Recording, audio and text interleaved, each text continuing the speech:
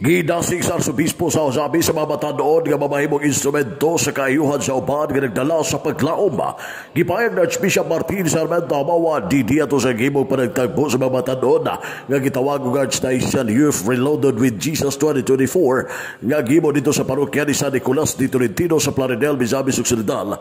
Uban na mismo sa Youth Director nga si Father Yeye Abalde sa maong parokya. Sumapa sa Arsobispo nga may nugdanon ang pagpamati sa tawag labi na sa mga kabatanunan sa pagpaminaw sa pulong sa Ginoo. May nugdanon nga ang mga batanon bihatag yun og panahon aron sa pagpaminaw sa pulong sa Ginoo nga nakatag og pagtagad ang mga batanon nining panahon sa Season of Advent sa pagpamalandong sa pagkatao sa Ginoo, panahon sa paglipay tungod kay ang pagkatao sa Ginoo Hesus mao ang kalipay.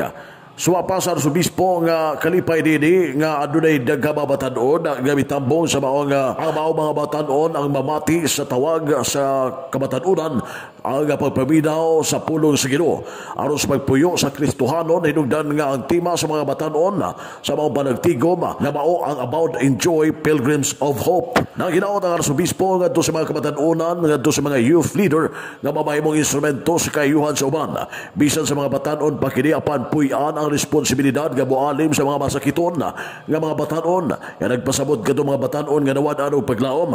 Mamahimong nga paglaom ang mga youth leader o mahimong instrumento sa ngadto sa mga batanon nga katagan og pribilehiyo sa kaayuhan sa uban nga mga batanon. Ang maong tema nga nagdala sa paglaom nga nagapanaw nga dunay giyuptan nga paglaom nga dili ang pagbinuang, pagpinugoy o dili ang pagkadautan ang puyan. Ginasig usab sa Arsobispo mga batanon nga mismo sa ilang panimalay mahimo silang instrumento ang mga anak sa pagtahod sila mga ginikanan, pagpaminaw sa tambag sila mga ginikanan ug sugdan nga mamahimong instrumento nga magtinarong sa kinabuhi ug panikabutan nga magtinarong sa pagtunga o pagskwela. Ani ang tibig kamaypayag sa nugulang magbalantay sa Archdiocese of Ozamis Most Reverend Martin Sarmiento Amawa D.D. Nahimo ba ako nga instrumento sa kaayuhan sa akong mga classmate? O pirmi lang kong nagbinuang, pirmi lang kong nagbinugoy, pirmi lang ko nga naghimo og istorya nga dautan kay nalipay ako nga magsigig buli sa akong mga kauban.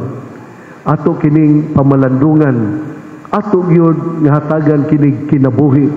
Kaya nga atong ebanghelyo gahisgot man nga kita kinahanglan sama nga si Jesus nahimo nga instrumento sa pag-alim sa mga masakiton.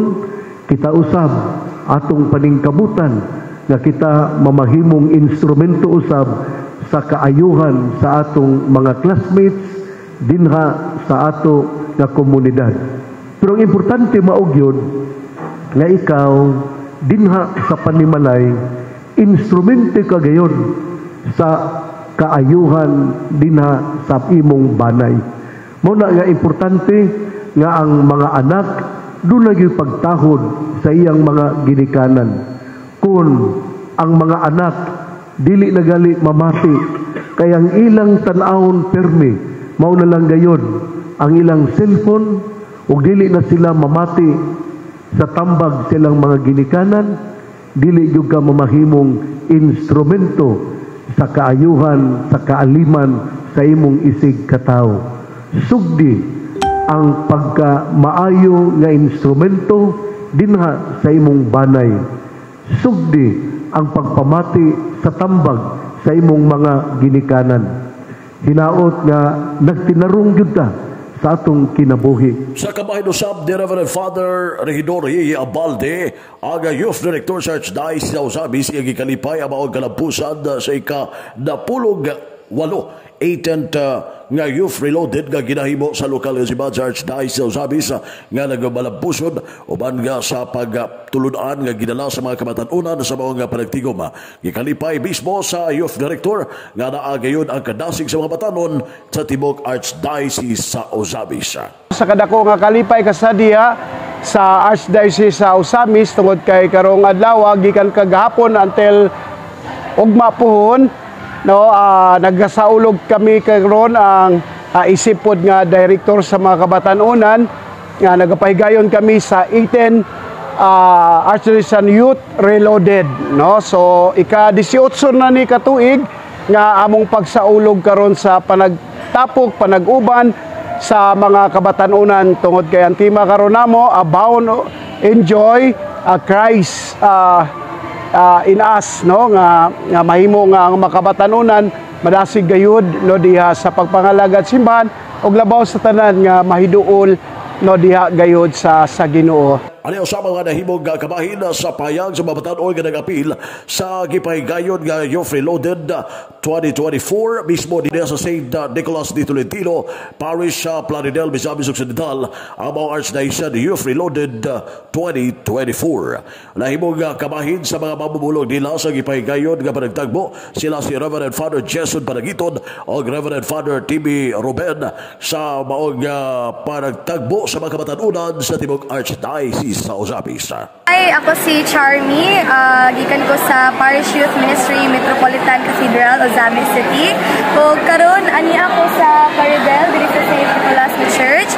O karon gipahigayon namo ang Archdiocesan Youth Reloaded with Jesus 2024. Ug ang akong nakatunan karon inline ra pud sa among tema ang Abound Enjoy Christ is our hope. So kasi natin namo ang tagsa-tagsa ka istorya sa mga batan-on ug ang among mga kaagi sa among mga kalisod ug ang tumong sa among pag-anhi diri kay ang panaghiusa alang sa gugma ni Kristo nga naghatag kanamo og hope ug kanang kalipay sa among kasing-kasing nga amo po napaambit sa among isig katawo.